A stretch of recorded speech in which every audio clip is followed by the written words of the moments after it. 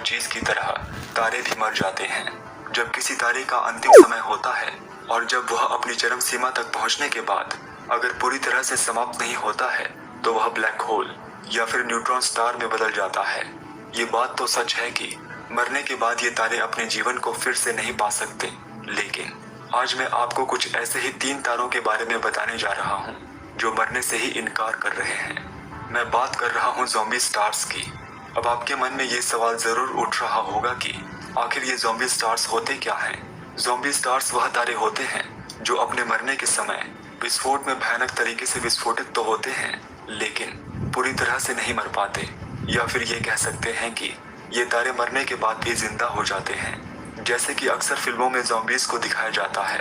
वैज्ञानिकों ने ऐसे ही 3 J1603 6613, J1825 3757 और J0905 2510 नाम के ज़ॉम्बी स्टार्स को देखा है।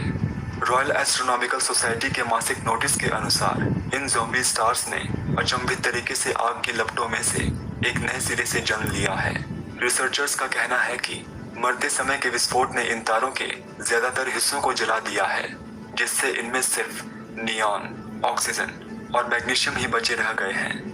वैज्ञानिकों के अनुसार ज़ॉम्बी स्टार्स की खोज के बाद उन्हें इस बात को जानने में बहुत मदद मिलेगी कि आखिर इन तारों के साथ ऐसा क्यों हुआ है, और वे इन तारों के विकास के बारे में समझने की कोशिश के साथ साथ ये भी कोशिश करेंगे कि आखिर इन तारों का विस्फोट तंत्र कैसे काम करता है, और इस रहस्य को सुलझाने की कोशिश कि आखिर ये तारे मरते क्यों नहीं हैं। Radio signal HD 164595।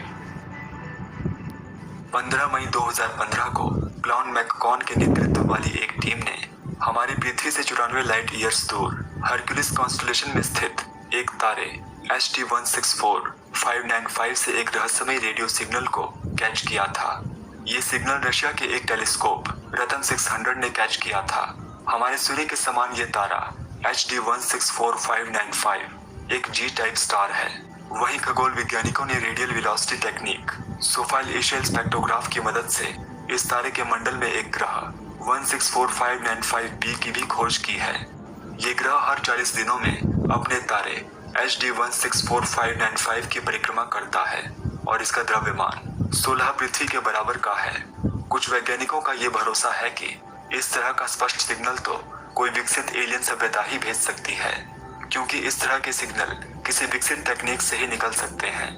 11 gigahertz frequency और 2.7 सेंटीमीटर वेवलेंथ का ये सिग्नल बहुत ही शक्तिशाली था। वैज्ञानिकों के अनुसार ऐसा रेडियो सिग्नल उत्पन्न करने के लिए बहुत ज्यादा एनर्जी की जरूरत होती है, जो कि बहुत ज्यादा विकसित एलियन सभ्यता ही कर सकती है।